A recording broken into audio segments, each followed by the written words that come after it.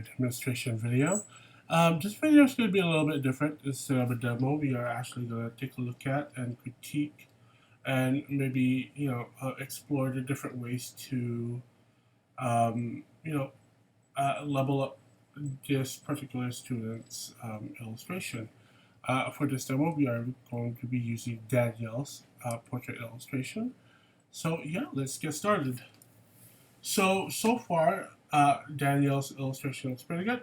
I really like the color, the simple color in the background.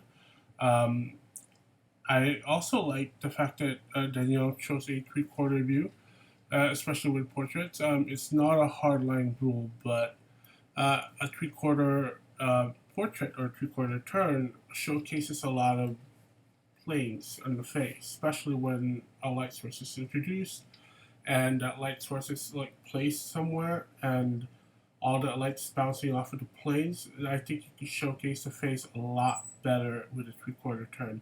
Now you could definitely show off like a portrait face, like face facing forward, like straight up forward.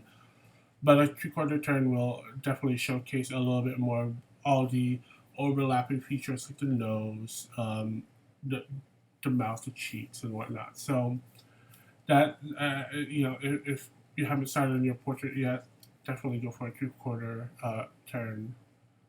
The colors are looking really good. I kind of like what's happening with the hair as well. We're going to explore a little bit of how to probably go about hair and a little bit down in this demo as well. So the things that I see here is that I think proportions are somewhat there. I think that the head overall looks pretty good. Like the silhouette of the head. If we're going to outline it right here, this part is looking pretty good. The way that the head turns is looking really good. I think the shoulders can be dropped down just a little bit. I think that comparing the photo to the illustration. Now, this is something that I mentioned as well. I really want you guys to put your whole spin on the portrait's illustration. If it is a 1:1 ratio, like it's exactly a copy of the portrait, please do mix it up. Change up the background, give them a different color accessories or different clothing. I see here that Danielle is starting to open up the shirt here compared to the close button-up shirt, which is really good. And the bandana looks really good. I think maybe switching the color a little bit would also kind of change that up a little bit. Aside from the shirt and the background, I think everything is a little bit too similar, which is totally fine. That's why I had you also play around with the lighting. I think that introducing a different light source would really help this as well. Because right now, it's looking pretty similar to how it was. Like it is or it's shown on the photo. So the first thing I'd probably do is to break down the face using some form of measuring. So the best thing I really recommend is to have your reference side by side. Either open up your canvas so you can place it right next to your illustration, or have it open on a different window, or a image viewer, like on a separate monitor or something. So so that you can always switch back and forth. What I do personally is that I have a second monitor. Um, when I don't have a second monitor, I maybe use my phone, and I have it side by side, so I can always refer to it all the time. Not only your main reference, but also all of the reference that you have. It does the thing about references. I keep going back to this is that a reference could be anything. It doesn't have to be, especially for the portrait. It doesn't have to be a reference of your subject. You can definitely look up other photos where the lighting looks really cool. So if you want to take a look at the portraits demos that I've been posting, please take a look at those because I think those would really help you guys out if you guys are stuck at a certain point. So yeah, getting back to the breakdown here of the face. By the way, guys, if you hear something in the background, I'm so sorry. My cats are kind of um, high energy. Like it's almost 6 in the morning my time here in Dallas. So, all right. So breaking down again, have your reference right next to it. Start breaking down your face. If you're not seeing how the face is broken down, break it down to simplest terms. Just use something like this where it's a grid. Try to figure out like the distance between the face and the eyebrows. I mean the forehead to the eyebrows, the eyes. You can even start breaking down the planes if you want.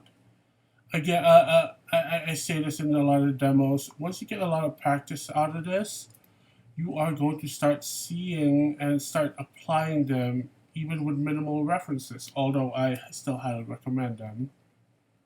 So once you had a lot of practice with this will come a lot,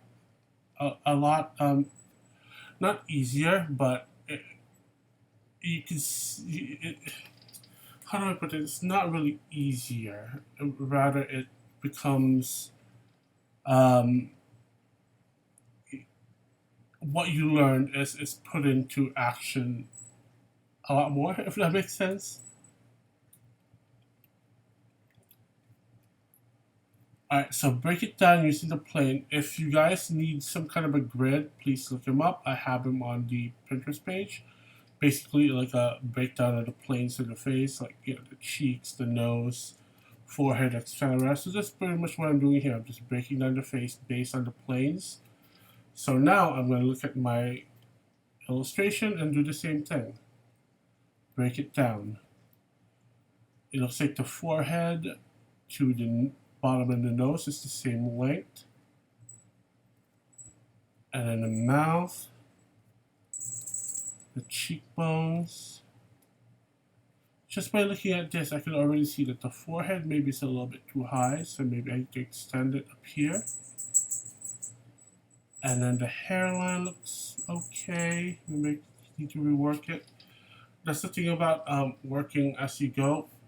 Again, refer back to your reference, and if it doesn't look right, maybe you need to look at it at a different perspective or a different way.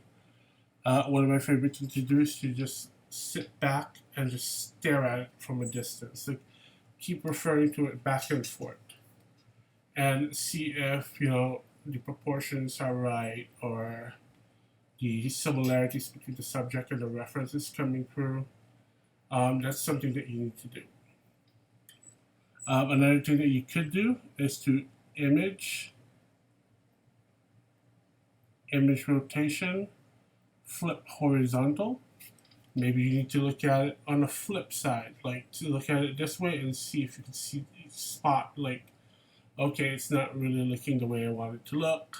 I'm kind of messing up. So this is another way to do it, is to basically flip the canvas. So far, I'm seeing that maybe the eyes are a little bit too squished in here. I feel like maybe we could enlarge this portion, because right now she's looking like maybe her forehead's a little bit too high or too long up here. So we need to mess with that a little bit. One thing you could do, and this is for anybody like stuck at this portion of the illustration, is to use the lasso tool.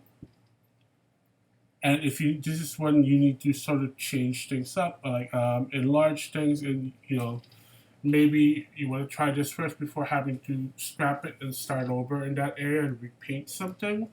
Maybe you want to use the lasso tool. Make sure your layer is selected, and then sort of take the lasso tool and select the areas that you want to mess with. Let's say her eyes are a little bit too low. Maybe I want to raise it up. I select it using the lasso tool. Basically, all you're doing is drawing a marquee around. If you need to add on to it, hold down on Shift to add on to the selection. If you need to take away, let's say I don't want this part right here, hold down on Option or Alt to take it away, but then hold Shift to add on to it. Now I'm going to Command C or Control C to copy, Command V or Control V to paste in place. So I have this selection copied and pasted it.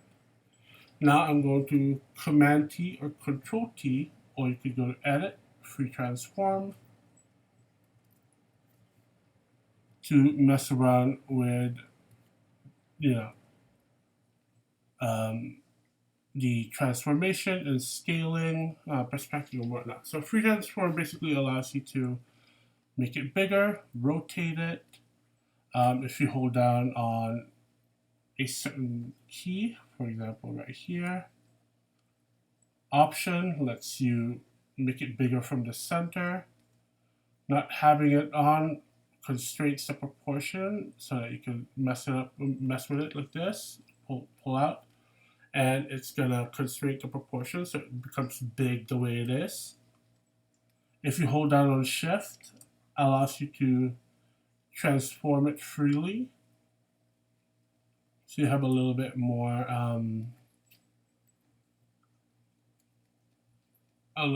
freedom to sort of scale it the way that you like without having it constrained to the proportion that you cut it out in. So already we're seeing a little bit more difference right here just by moving her eyes up. Again, take a look at your reference. So far the proportions are looking really good. The way it was painted was just that maybe it was a little too small, placed within the face. And then press Shift to do it, to pretty much set it in place. So before, after.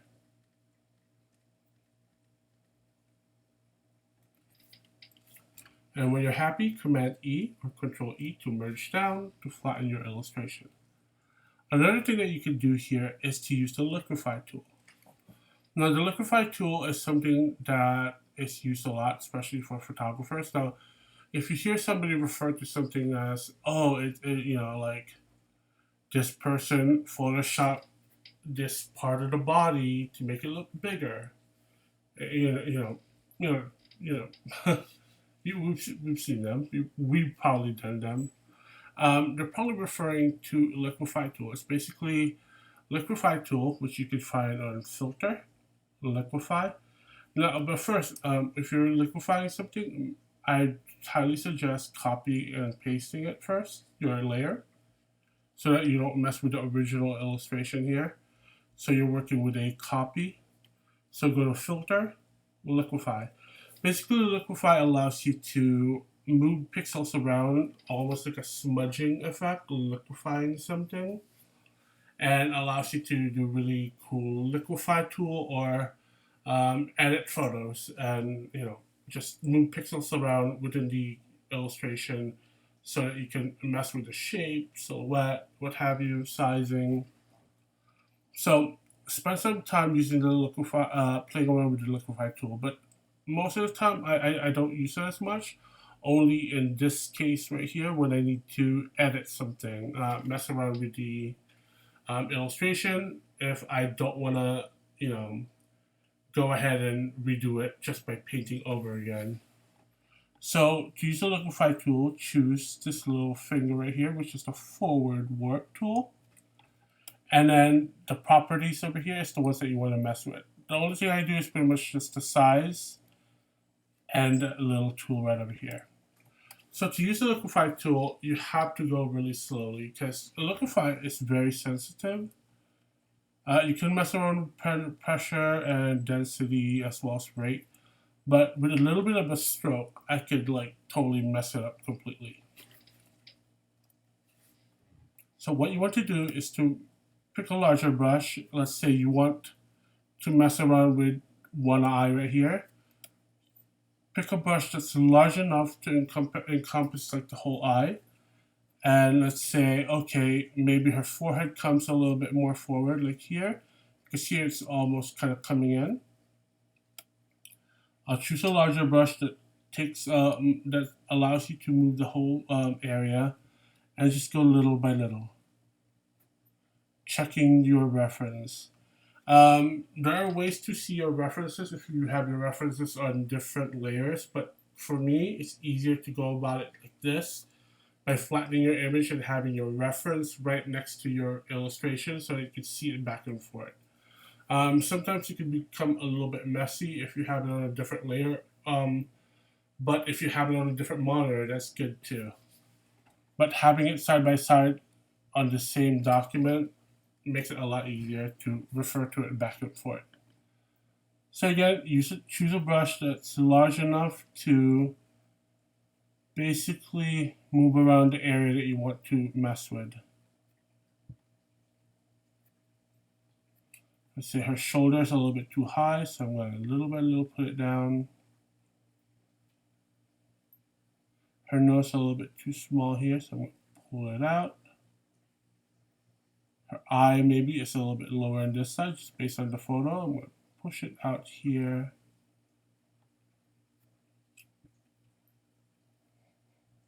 Maybe her head here, pull it out. And the neck has a bit more of a curve, so I'll use that. Now please, if you're using this, be careful. Again, you could get out of hand sometimes and everything just looks a lot more distorted than you had it originally. So you want to take your time and make sure you're referring back to your references. I highly recommend you do this during this stage when you're still working on it. Don't do it towards the end. I'll show you the reason why. But let's say, okay, I'm happy with that. Press OK. Then it will apply the effect. So if I go before, after, before, after. Now you can see the difference here. So I kind of gave a little bit warning about like using this during the process rather than towards the end. That's because if you use a liquify tool, it pretty much smudges the pixels around, moves things around, meaning that if you have something like, let's say, I'm going to create this brush stroke, which is really nice, hard, crisp brush stroke. I put it through liquify, filter, liquify. Let me zoom in on it. Let's say I want to move it around a little bit. Just mess with it.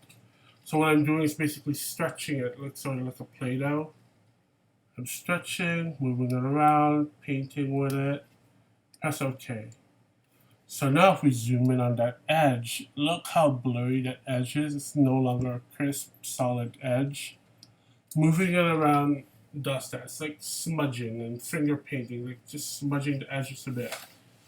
Taking away the really nice crisp lines. So if you are going to use, sometimes we don't plan to use the liquify tool, but if you are thinking of using it, plan ahead and make sure you do this during, let's say, 50% of your workflow, or 80%. Just as long as you don't do it towards the end. Now, it's not a hard rule. I could see myself doing it like towards the end as well, but try not to, because it really messes with the quality of your line. So here's before.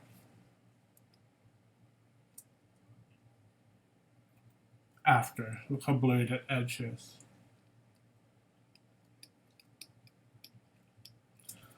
And the third thing that I would recommend doing if you are still working on it and you feel like you need to you got the whole structure down, the base, the colors and everything, and you need to edit something.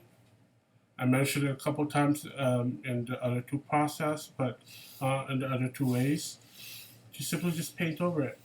On a brand new layer, I would just start sketching it out again and correcting the things that you feel like you need to correct.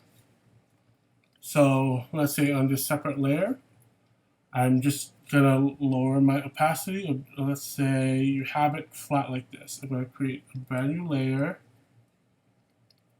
I will paint it white. Actually, no, let me just do this. Let me use the marquee tool, select around just to painting, then paint bucket, white on that layer alone, and then place it on top of your original drawing, and then lower the opacity of that white, I guess, box that you've created or fill. And then from there, on a brand new layer on top, I just start resketching it. Basically, going back to the basics. This is probably my favorite thing to do. If I feel like it's not working out and I need to correct it, I go back in there with a fresh look. Like the more you sort of keep drawing, like say you're the subject, the more you draw it, that subject, whoever it is, mom, dad, politicians, celebrities, what have you. No matter who it is, the more times you draw them through the sketches, the line art stage, the more you get more familiar with their face. And the more you draw them, the easier it is to draw the next time, and then the next time, and the next time. So I really like the process of it, of the whole sketching, the thumbnail sketch, and then the value scale, and then, kind of figuring out where the placement of the features are. Excuse me. Don't skip out on that process, because that process is where it's at. I wouldn't just keep going to the next step and the next step, even though I'm kind of doubting, I don't know if the structure is right, the color is right, what have you. Keep, keep, like, keep practicing and just don't skip the process. And the more you do it and the more you familiarize yourself with your subject, the better your illustration in the end is going to be. So this is what I tend to do. If I doubt myself and say, oh, it's not looking right, I go back again and just sketch again.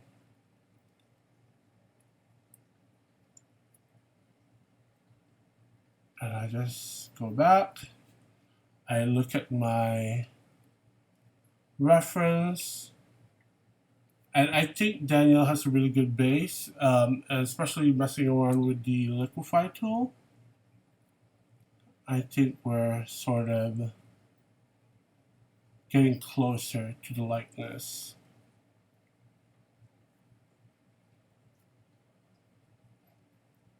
Now, for Danielle, I'm speaking to you here. I highly recommend just, messing around and figuring out what kind of lighting situation you want to add to your subject.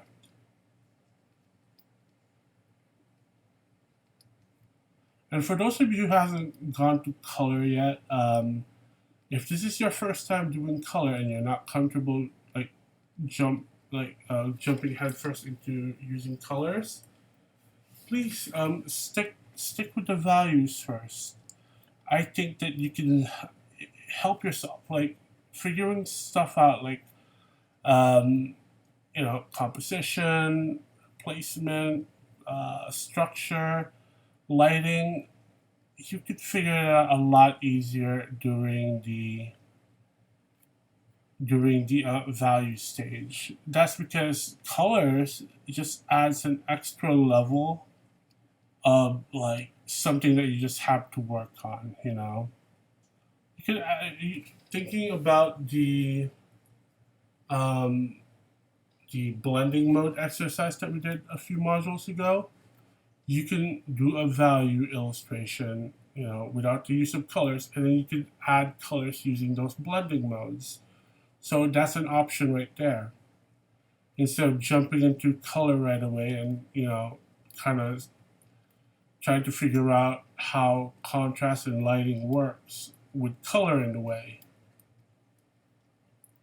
So I highly recommend going to values first. Look up some of the demos that I posted, because I go really in depth into values from there.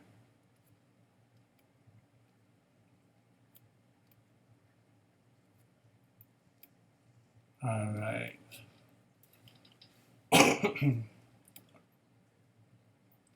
And if you are mixing it up, like changing up the way the clothes look, please look up some more references. It will help you out.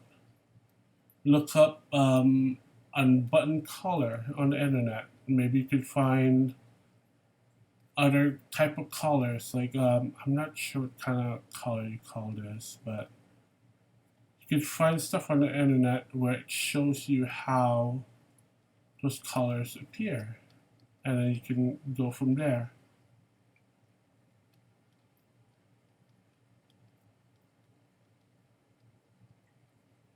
So spend your time in the thumbnail sketch to figure out composition, placement.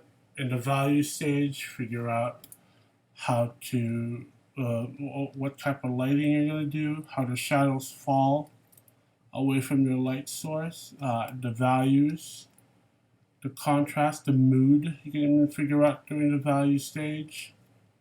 And then color is where you start playing around with mood, continuing mood, playing around with saturation, tint, all that stuff. So again, don't skip the process, and spend your time and really enjoy yourself, even in the value stage. Honestly, I love colors and everything, but my favorite thing to do is just to do a black and white illustration at first, because I think I get the likeness of the subject in the black and white value stage a lot better during that stage. Once color is added, sometimes I lose the likeness a little bit until I continue to work on it. But yeah.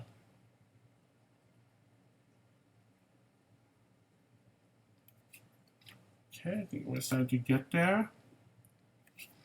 So before we close this out,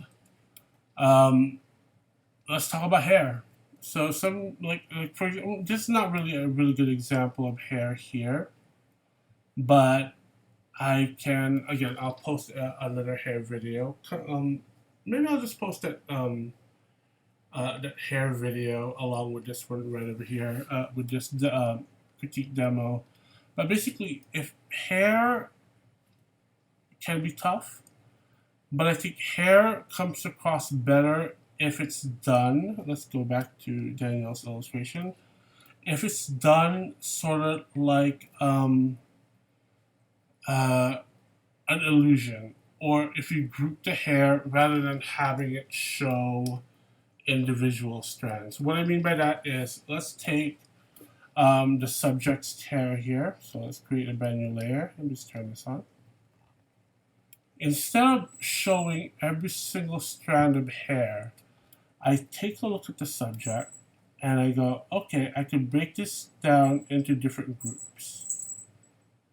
So one group here, one group here, another group here, and another group here. And you could do that with your illustration as well. Break it down here, and it goes down like this, and this could be another group, and then another group. So instead of showing your hair individually like this, what you want to do is to take that grouping and then sort of create an illusion that there's a lot of density in the hair. So to do that, you want to think of the hair like a muscle, right? So in a muscle, you have the muscle here, or the human muscle.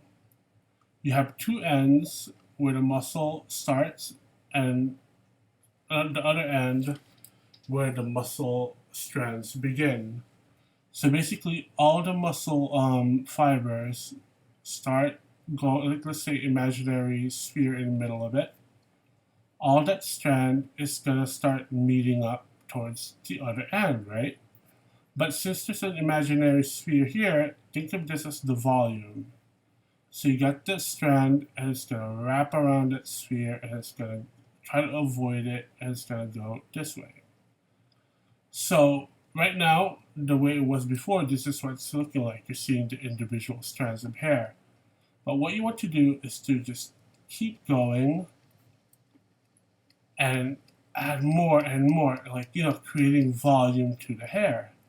So as I'm doing this, I'm basically having more of the hair appear denser towards the ends, because you're bunching them up.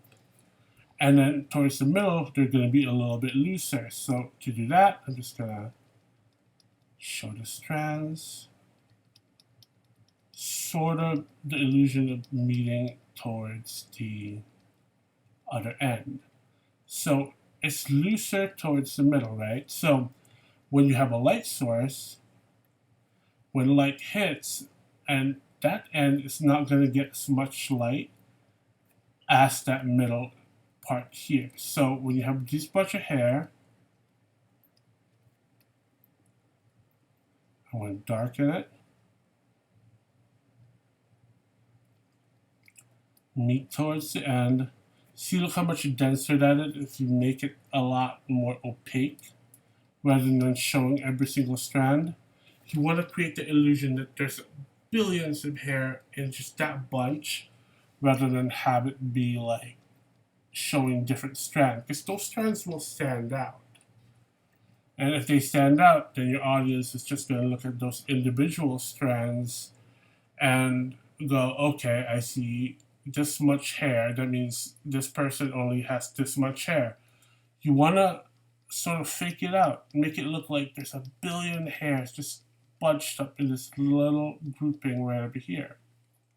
And as you do that, you have that light source right here hitting your muscle group or your hair bunch, and it's going to hit that area that's looser because that's going to have a lot more area, because it's loose, so the area is a lot bigger in the middle.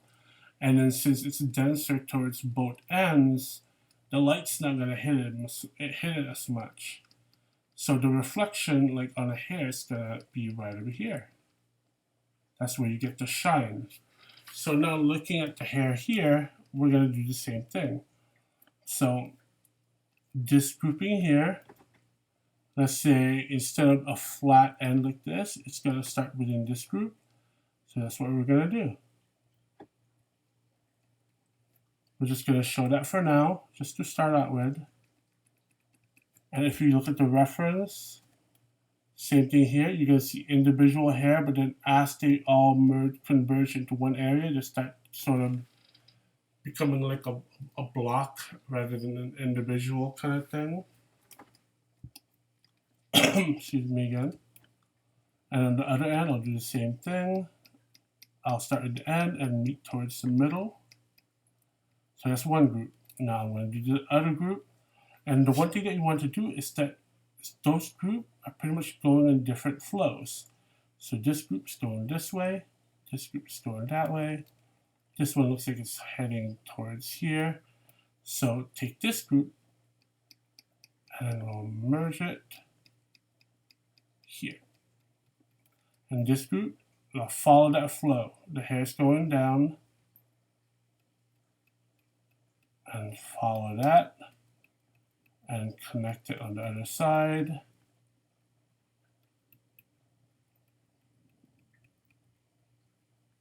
Like that. The next one, it looks like it's heading down this way.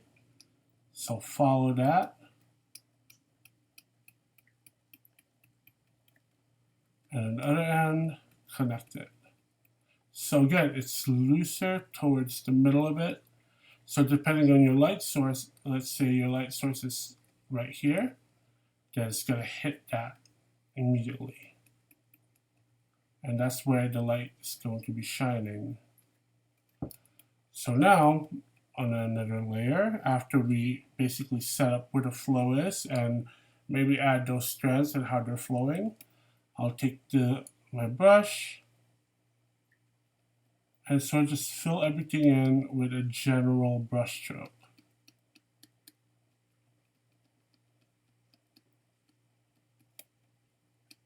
Again, I'm just following the direction of the grouping.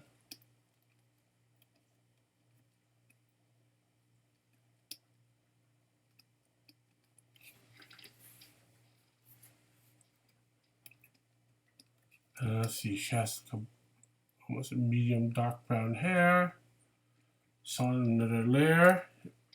I'm gonna post videos, demo videos on coloring, but set to multiply. Please watch those videos. I go much more in depth in there. I'm going to use the blend mode to basically add color, sort of like what we did with the project.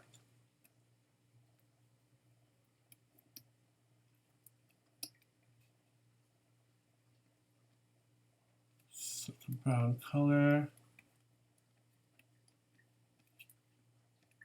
And I'm going to set to overlay.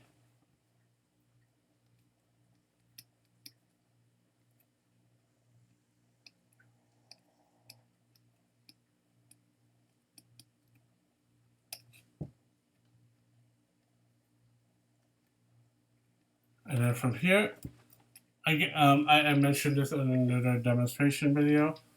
Don't rely on the blending modes to be an end-all be-all situation. You still have to go back in there on separate layers and continue to paint. So it looks like, let's say we want to add in those beautiful highlights. So from here, I can start. Let me use the hard brush. I always go with the hard brush, guys.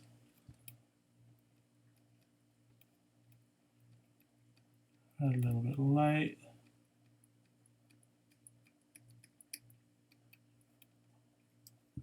And I can start picking up colors and other values, like maybe individual hair. Now, if you do something like this, like the details, do this if your face is already done.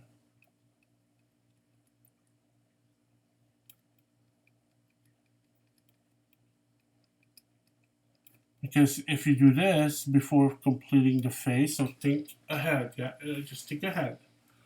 If you do this before doing the face, then you're gonna have to paint over that. So you have to think in steps, like stuff like this, like little individual hairs coming out of like the head, or maybe individual eyebrows that you want to do. Again, treat the eyebrows kind of like the hair. And this direction goes up like this. Do this towards the end because you're still going to be rendering the face.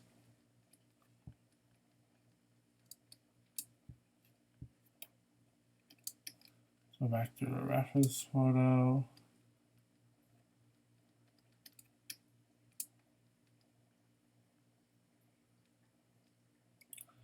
I know approaching digital can be really, really intimidating sometimes.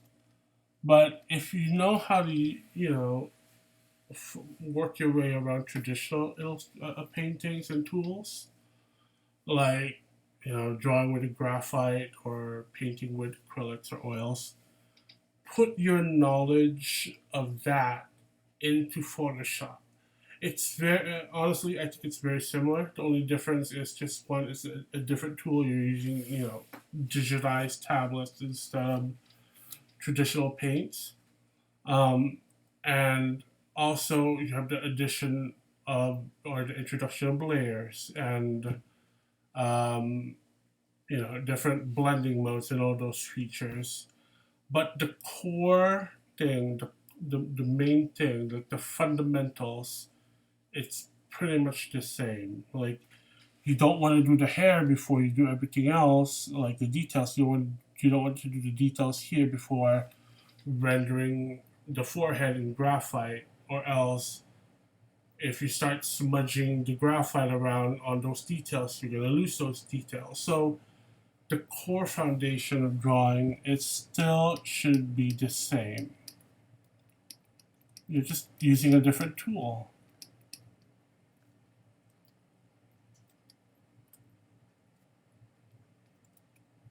So like I said, I love spending time doing the black and white stage because I think, let's actually turn this into black and white. So let's take this layer.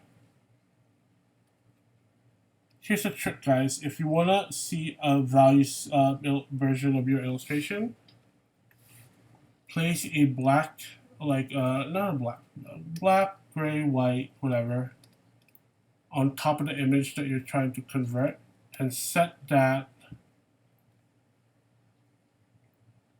into saturation, hue, color, so that you have that there, so you can turn it off and on, so you can see the value of your reference. So that you don't have to turn your image into black and white. You just have to put some kind of a filter or a blending mode on top, turning that into black and white. So on a separate layer, like mask it out, add like a white or a black, and set it to saturation. And this will be here, so you can turn that off and on, turn it to black and white, so you can look at the reference and you can work on it from there. So let me turn off the original painting if I can.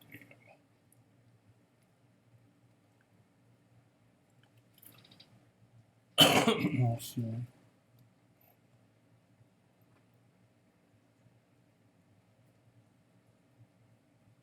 So for Danielle, again, establish some sort of a light source, because that will greatly help you out. Because right now the light source on her face is very simple. So maybe, you know, add some kind of a rim light along the cheek over here.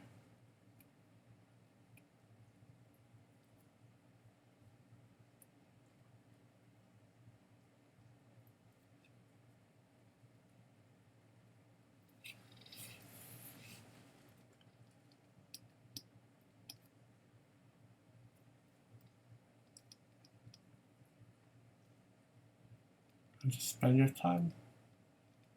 Have fun with the journey, and just, you know, put on some good tunes, watch something in the background, and just, your favorite things are like weird crime shows. Helps you relax. Whatever helps you relax during this stage, just spend your time here. Oh, one thing I see a lot of, like looking at your illustrations, eyelashes. Even though they do appear like eyelashes are supposed to be like individual things, you want to group them, because sometimes if you're drawing, like, let's say an exact copy of something, sure, like it can come off great, but sometimes you have to make like an executive or creative decision and go like, okay, it doesn't translate very well. So instead of having like the lashes be individual things, the lashes are like the hair, and like the hair strands, they're all made up of different strands. Like instead of like this, there are a bunch of different strands that come together to create that point.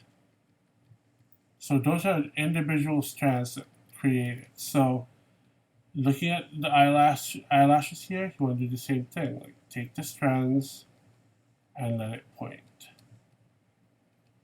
Again, references, if you're not quite sure how this goes or how the eyelashes are, use some references. So you get like the direction and how it curls correctly. Because you could have like the best portrait in the universe, but let's say the nose doesn't look right, especially on your subject. If you're drawing a particular person, then it'll just throw everything off. So use references to help support your illustration, help support your ideas, everything. Like the nose here, you could leave it pretty simple, but if I zoom in on it, there's a bit more shape there, because this nose comes in, goes to the philtrum, creates that little bridge here. Going back to this, I'll do the same thing, because those shapes are really important. You get the nostrils coming in here.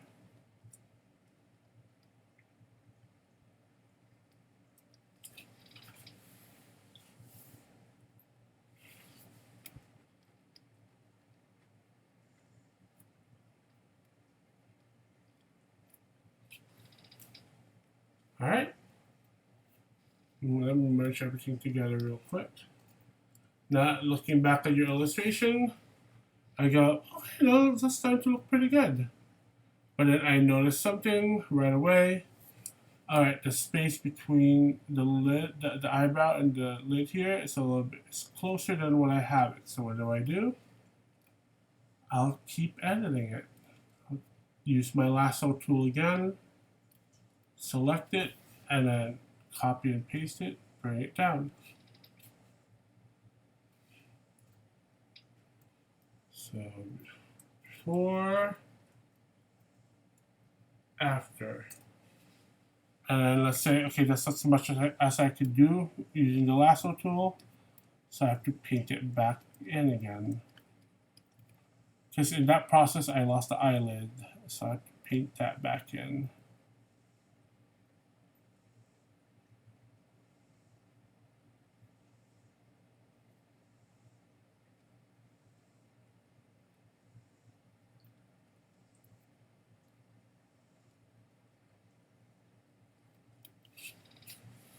Alright, so that's pretty much it. Again, use those tools if you feel like you need to edit something. Use the lasso tool, the liquify tool, or simply like take a couple of steps back, either to the sketching stage or the value stage. If you feel like, okay, something's not right here and I need to, look at it differently or go a different direction, that's totally okay too. But at the same time, take a look at your work schedule.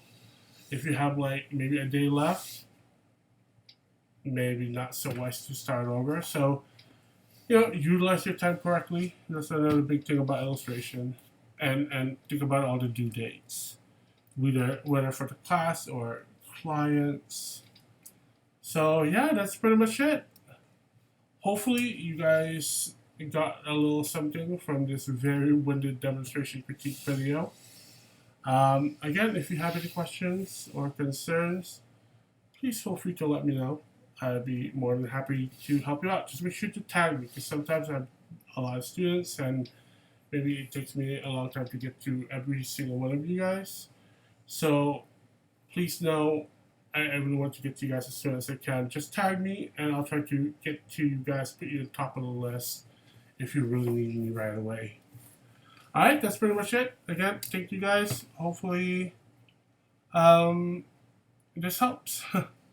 Alright, thanks guys. Bye.